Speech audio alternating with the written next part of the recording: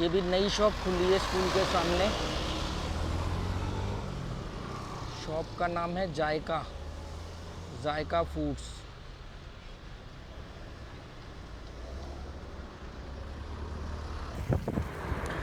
ये जो मैंने अभी बोला कि ये जो शॉप नई खुली है उसका नाम जायका फूड है, वो ध्यान से पढ़ोगे तो वो जायका नहीं, वो झकास फूड है। वो भी मैंने वहाँ बोल दिया पढ़ के, मुझे लगा कि जायका है क्योंकि खाने की आइटम तो जायके के नाम पे ही होगी।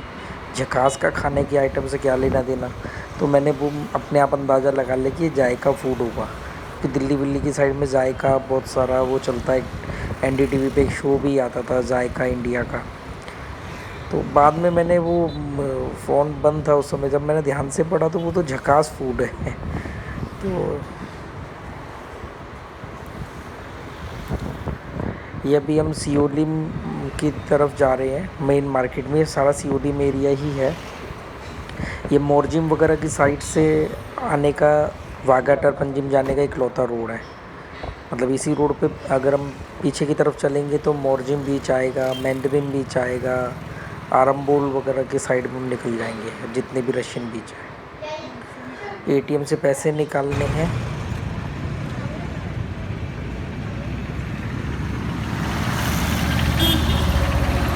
देखो एसबीआई एटीएम के बाहर कितनी भीड़ लग रही है, बैंक के बाहर। ये सियोलिम का मेन तिराहा है। राइट साइड में हम अपने घर मापसा वगैरह की साइड की तरफ चले जाएंगे। लेफ़्ट में ये मोरजिम की तरफ जा रहा है सब्जी मंडी होते हुए।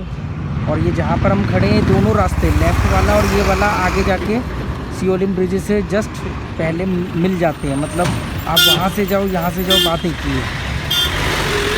पर ये मेन सियोलिम जंक्शन है, ये सियोलिम की मेन मार्केट है। यहाँ पे आपको नवतारा रेस्टोरेंट भी मिलेगा, जिसकी गोवा में चेन है पूरी।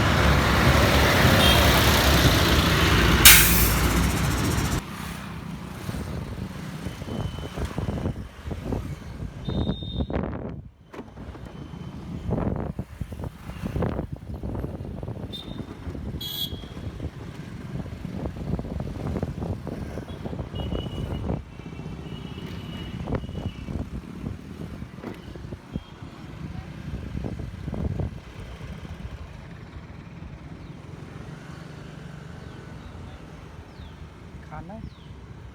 हाँ ले लेते हैं, इनको लेके चलो। हैं? ले लेते हैं। क्या? दोस्तों कल जो इसका पहला पार्ट था, जब हम घर से निकले थे, उस वाले वीडियो में निकलते ही बोला था कि इस तरफ कोई पेट्रोल पंप नहीं है, और हमने तभी तुरंत देखा कि ये पेट्रोल पंप तो ओपनिंग हो रही है। आज ही इस पेट्रोल पंप की ओपनिंग है। ये सियोलिम में पेट्रोल पंप है।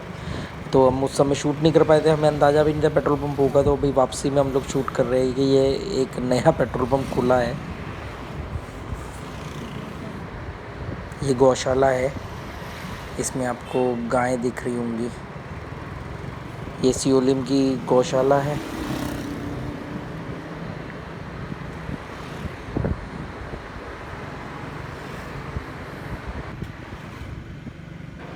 गोवा में ज़्यादातर रोड पतले ही होते हैं, तो 30 की स्पीड लिमिट होती है, या कहीं कहीं 40 की स्पीड लिमिट होती है, पर मोस्टली 30 की स्पीड लिमिट होती है, क्योंकि रोड में मोड़ भी बहुत आते हैं और रोड ज़्यादा पतले भी तो सिंगल रोड होते ज़्यादातर।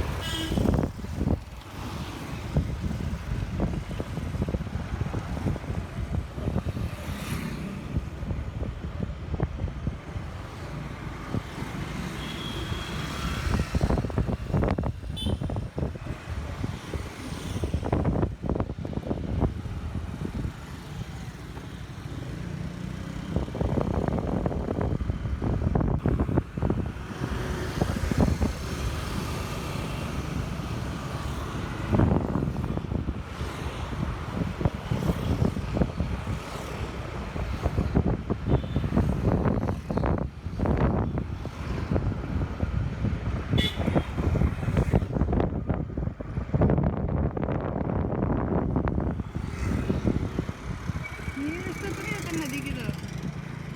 यहाँ गए नहीं थे क्या? गए थे।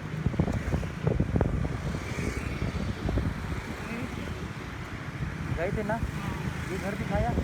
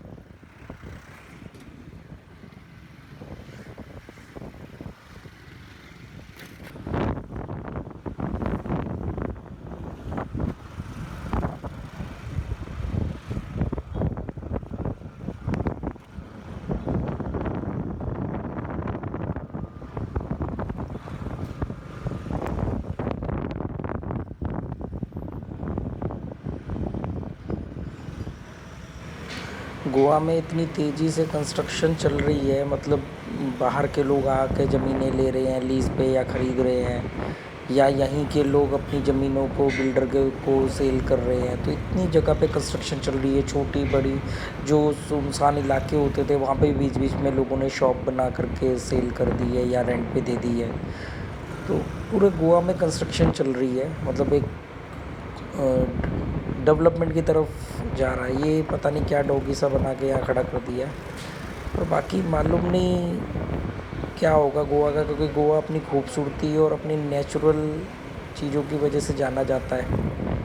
अब क्या गोवा एक एट्रैक्टिव पॉइंट बन गया है, और जिनके पास बहुत सारा पैसा है, बेपना पैसा है, उन्हें इन्वेस्ट करना है, तो बड़े बड़े घर बना के छोड़ रखे हैं। उसका काफ़ी खामियाजा लोकल्स को भी भुगतना पड़ता है, मतलब ज़मीनों के रेट बढ़ गए हैं, तो लोकल्स अपने घर नहीं चेंज कर सकते, क्योंकि ये जो गांव में रह रहे हैं उनका भी तो कोशिश होगी ना कि वो सिटी में जाके रहे, चाहे वो मापसा में रहे हो या पंजिम में हो। तो उनके लिए भी थोड़ी सी दिक्कत हो गई है। अब मान लो ये जो आप रास्ता देख रहे हो इतना खूबसूरत, अब इसके दोनों तरफ आपको हर 10 कदम पे एक दुकान बनी हुई मिल जाए, तो क्या आपको लगेगा गोवा में फिर? आने वाले कुछ सालों बाद मुझे ऐसा लगता है कि गोवा का मतलब ही साउथ गोवा रह जाएगा। फिर नॉर्थ गोवा का ये बड़े कंक्रीट का जंगल जंगल था। बनने के बाद फिर साउथ गोवा का नंबर आएगा।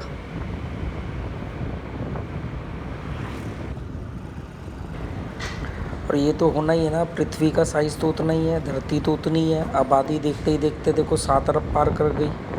अब ये 8 अरब भी तो कुछ सालों में पार कर जाएगी, और ये तो ऑफिशियल आंकड़ा है, एक्चुअल फैक्ट कितना है पता नहीं। तो जब ज़मीनें उतनी ही हैं और आबादी बढ़े जा रही है और लोग घर बनाए चले जाएंगे। ये लक्ष्मी है, लक्ष्मी का बेटा था, जो गाइड वाला गाँव गाय का बच्चा नहीं है, वो आगे वाले गाँव का है।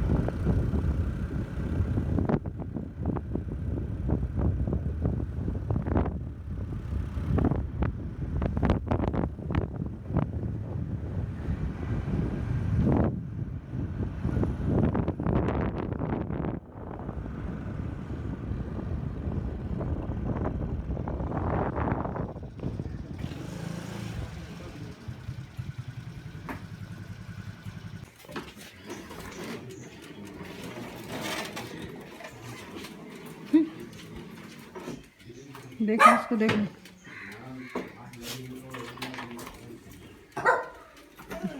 चलो ऊपर, चलो ऊपर। चल।